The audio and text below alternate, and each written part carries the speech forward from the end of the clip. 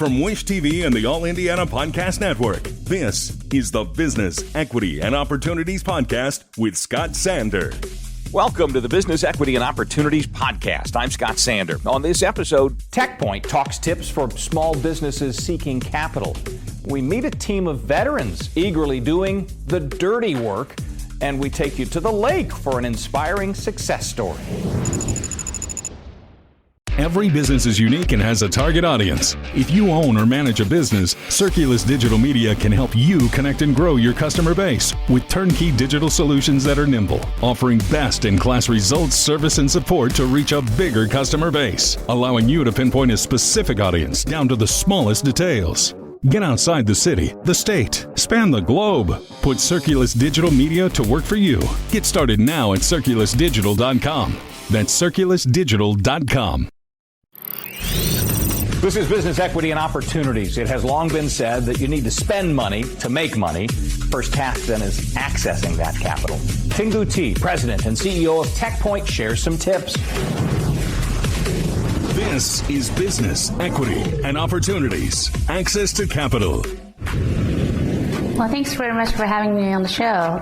My name is Tim Goody. I currently serve as the President and CEO of Techpoint, our industry growth initiative for our digital innovation economy. Prior to my current role at Techpoint, I spent about 17 years total in alternative finance, particularly around venture investing, and the last 13 years leading up a lot of venture investment programs for the state of Indiana. Financing partner or capital partner, I use the word partner very intentionally. Other business partnerships, even though your customer base you're trying to serve, once you enter into the relationship, it tends to go multi-run. We're all, as business owners, small business owners in particular, establishing the long-term partnership mindset is important because these are crucial elements to making your business success, both short-term and long-term. Capital in particular, there are primarily two forms of capital for small businesses. One is debt financing. These are typical bank loans or other lenders. Those can be relatively short-term in nature. When I say short-term, it could be 12 months term loan or 2 to 3 year maturity phase. But switching to the equity-based financing, these are the venture capital come into play. Those type of capital provider are primarily in a long-term investment relationship with the companies they put capital into in return, they receive ownership in. So when I say long-term, these are typically investment relationships will last anywhere between 5 to 10 years. So even in those bucket ranges, it's not I'm getting a check and I'm walking away to do my business. And a lot of times lenders, both lenders and equity investors have certain expectations on the capital they're putting into your company. So I will encourage all of the small business owners to really think about capital providers as a long-term business partner. That will be instrumental to your success. Aligning expectation up front, right? What is the performance success metrics that you want to sell to the capital providers? Do you have the same alignment? Do you have the same timeline? Do you have the return expectations for the capital you are about to receive? Having those mindset into that alignment going in early on, understanding the expectations really set up for success. As small business owners or business owners generally, or business executive in the corporate setting, you're always selling something. You're selling to trying to attract talent. That's selling to talent. You're selling to customers. And similar here, you're trying to bring in a capital provider. Tailoring your message to the audience is really important. And a lot of these capital providers, they vet or screen application like this for a living. So keep in mind they look through thousands, hundreds and thousands in a given year. In order to be able to triage that quickly, this from a mindset perspective, it's very natural for them to automatically put things in buckets. So that's a first step. Which bucket do you fall into from application or business owner application perspective? And the second piece is how do you stand out when you're thinking about you're trying to compete with hundreds of thousands of other people of the business in a given year? Oftentimes that's seen as, again, this is very human. We know as a business owner, I know my business so well. I can get mired into what resonates with me personally and professionally. what I care about and not necessarily thinking about what's the best way. Oftentimes the most compelling way is pitch. It's a more simplified pitch that will really resonate with the audience. So really understand the capital provider will resonate with them. Most of them care about how they're going to make a profit, to your point earlier, how they're going to get money back and how they're going to make profit off of it. So really the aha moment is, what is the growth strategy?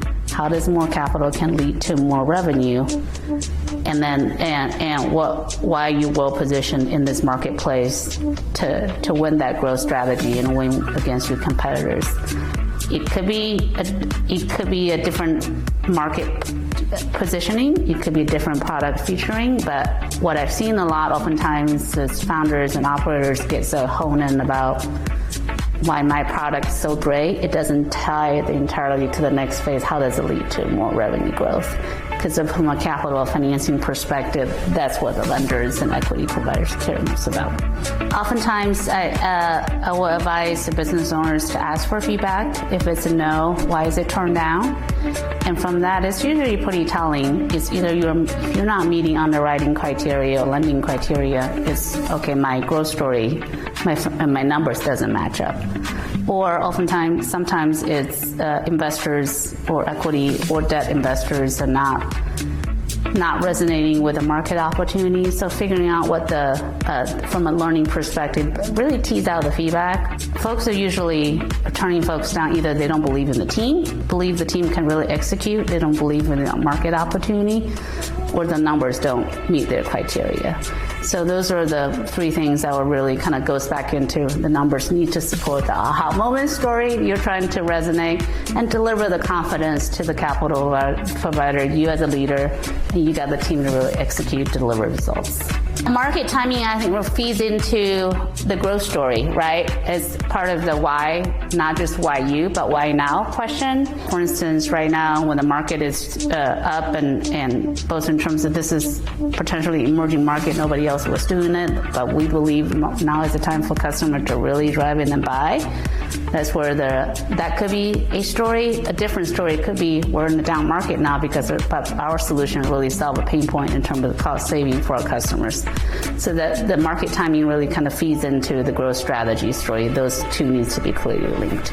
I think there's capital still available very much in the marketplace, but from investors and lender perspectives, because of the market uncertainty, the underwriting criteria is starting to get a little more stringent. So that does not mean that they're investing less or even lending less.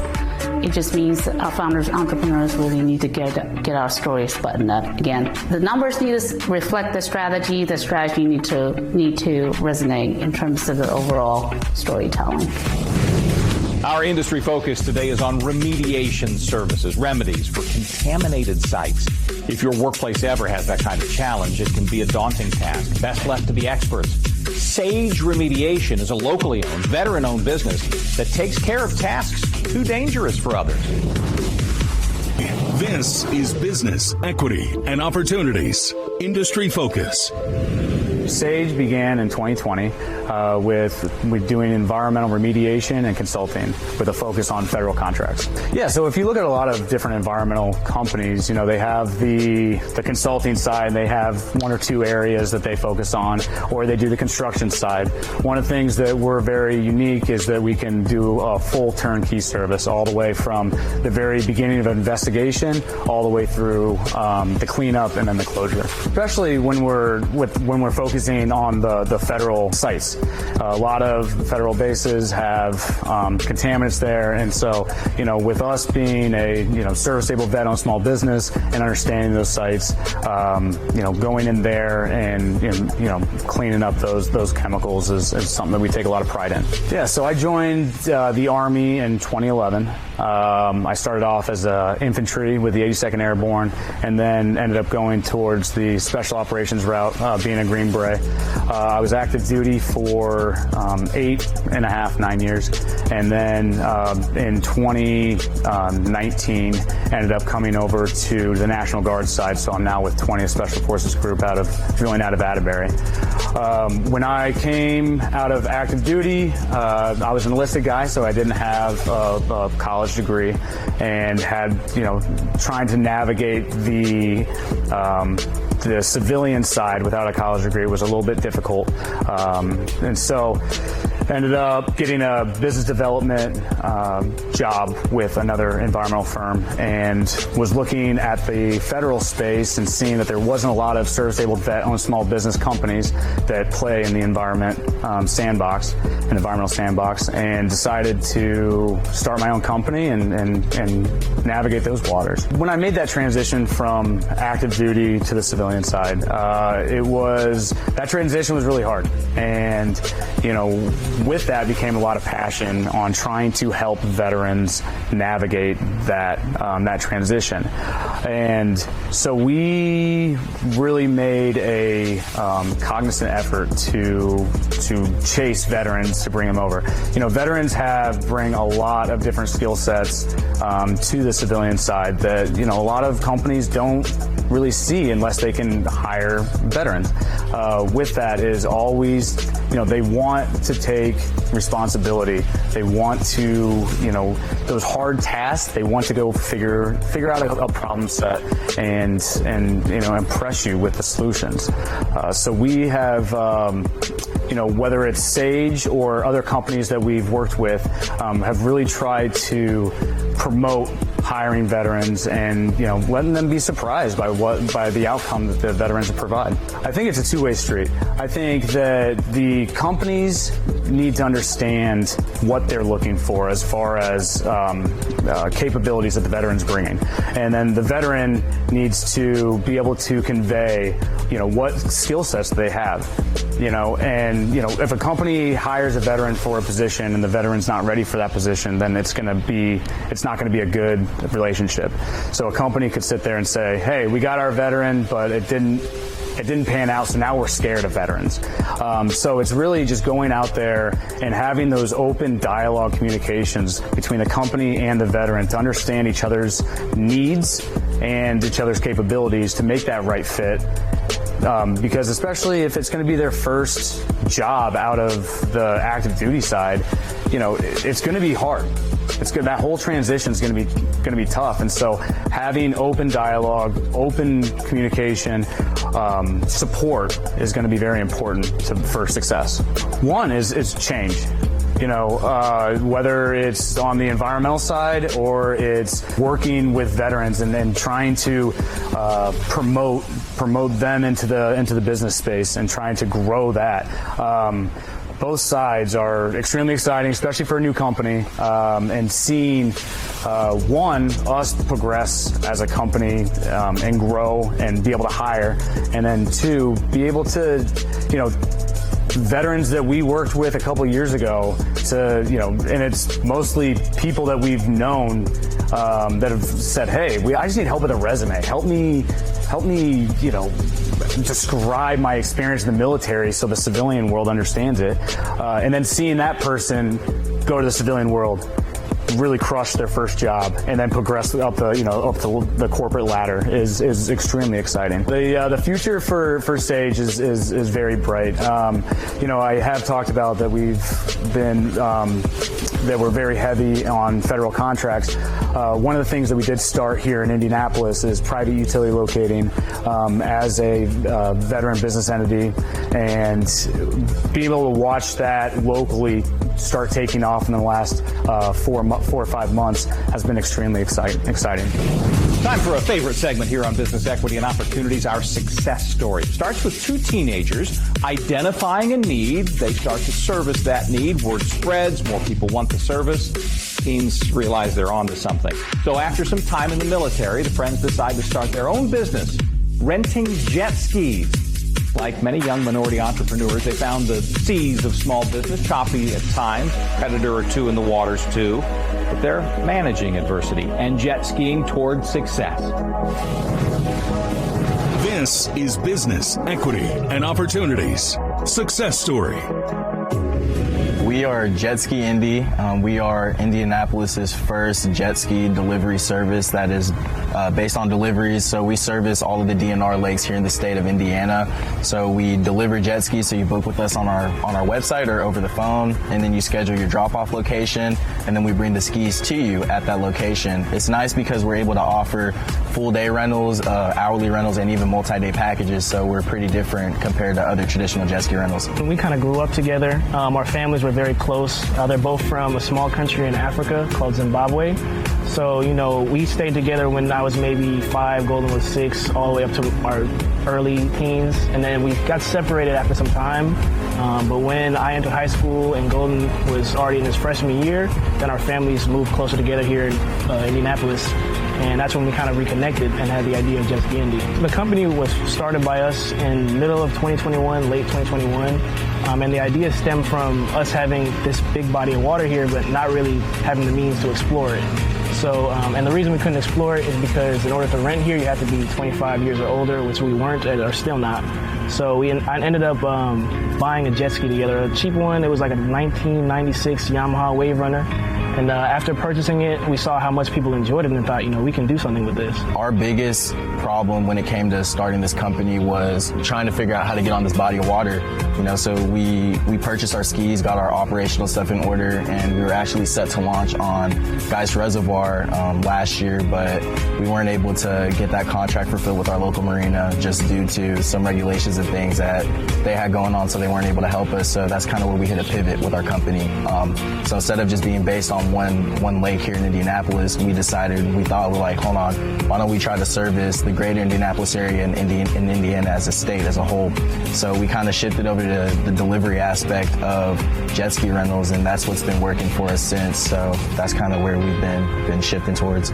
We had the idea to go for DNR and any public body of water rather than private, just because of the incident here with Geist. They didn't want people renting on it because it was private, and so we understood that, and that's when we said, okay, we have to make a pivot to be able to accommodate those rules, but also still be able to provide this opportunity. So with the public bodies of water and the DNR, we had to purchase DNR passes, so we have access to all those statewide parks and bodies of water. With us being a delivery-based service, we kind of had to just make sure that our pricing and everything was at least within market for other jet ski rentals, while also being able to make sure that we're profitable as well. So since we're still smaller, we're not taking any of our profits currently. We're putting all that back towards the company since we still have payments and stuff to make. We have fuel to pay for to get to all these places and outreach and do things of that nature. But we've just been growing, and between the two skis that we have, we're able to, keep our overhead costs, down to a minimum. So we're good for the next year. So we're getting ready to figure out when we want to wrap up for the season. But the next steps are to go ahead and start figuring out expansion and going that way. Everything since we started the company has been 100% either us reaching in our pockets for it or, trying to find things to sell to make up money to make payments and, rentals as well. We're currently working on the Find Your Wave initiative. That's our slogan. It's Jet Ski Indy Find Your Wave. And our purpose behind that is it goes beyond just being out in the water. It's just being able to find your wave in life. So our goal is to help other young entrepreneurs to be able to find those resources, and we can be able to mentor them and show them the roads and the avenues that we went through starting our business to be able to help them to be able to pursue their hobbies and turn them into careers if they so choose. So our next goals right now is to, one, expand our company and be able to purchase more units. So we decided to go ahead and start a GoFundMe page for our company, it's just through our website, so we can be able to raise funds for increasing the number of units in our fleet, while also being able to start on this other project so we can start helping other entrepreneurs as well. So at first it was a struggle, and we ran into a lot of obstacles that we could have avoided if we had a little more knowledge. But now that we've got things going, we've reached to a lot of friendly communities of entrepreneurs and business owners and people who rent other boats or PWCs on the water, and they've given us a lot of advice, and we've taken that, and we're growing from that. To me, success is just putting your mind to anything you choose to do, and really make sure that you're enjoying what you do. I think for the two of us, we have so much fun getting to visit all the different bodies of water across the lake and really just get to be our own bosses and really just shape the narrative for the book that we're writing. And our story isn't close to being over with Jet Ski Indy and the projects that we want to do with this, since we have such big dreams and aspirations for it. So we plan to just pursue it full on and try to become as successful as we can be while having fun. Although we have Jet Ski Indy, we're both in college, we're both in school full time because we have other things that we want to pursue as well. Like for me, I'm public health pre-med at the University of Kentucky, and I'm going into my senior year, and I want to be able to bridge the gap between healthcare and entrepreneurship to bring resources and job opportunities to a lot of the people that need them in rural communities in different areas. So I feel like with Jet Ski Indy in particular, this has really helped me get the foot in the door and get the experience that I need when it comes to operations, launching a company, figuring out budgeting, logistics, all the nitty and gritty, like down to what color should we make the website, so a lot of those things have really helped me to grow in the aspect of just business. But as soon as I'm done, I go through medical school. I want to be able to change the narrative for a lot of places within Indiana, back in Kentucky where I go to school, and overseas in Zimbabwe where we come from. Yeah, and for me, I go to school at the University of Cincinnati. I'm doing computer science there, and I'm also a reservist in the United States Marine Corps.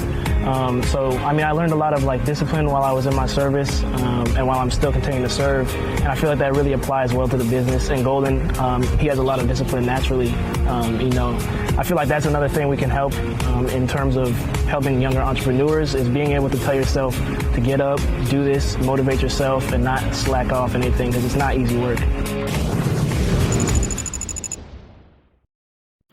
Our thanks again to all the contributors who joined us for this episode of the Business Equity and Opportunities podcast. We hope you found it enlightening, useful, and inspiring. You'll find more information about the show on our website, beoshow.com. You can watch Business Equity and Opportunities Sunday mornings at 10 on Wish TV or live stream it through wishtv.com. Each week we provide 7 full segments with topics ranging from how to get started and how to access capital to the day-to-day running of your business and questions about accounting and bookkeeping. We feature business news and trends and always share a success story from one of our contributors. Join us next time for more insights into the world of small business. Be sure to sign up for our Business Equity and Opportunities newsletter to get even more valuable, up-to-date information. And if you have any questions or you'd like to be part of our show, please email us. The address is beo@wishtv.com. We'd love to hear from you. I'm Scott Sander. Thanks for listening.